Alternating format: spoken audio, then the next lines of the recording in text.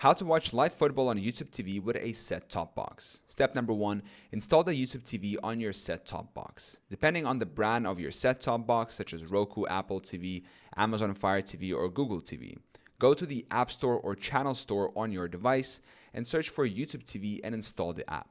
Step number 2, sign into your YouTube TV account. Open the YouTube TV app on your set-top box. Sign in using your Google account credentials associated with your YouTube TV subscription.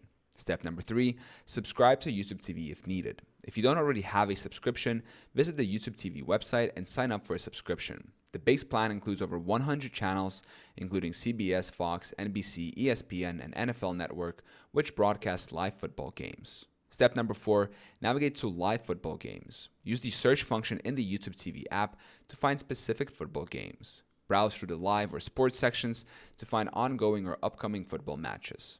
Step number 5, start streaming.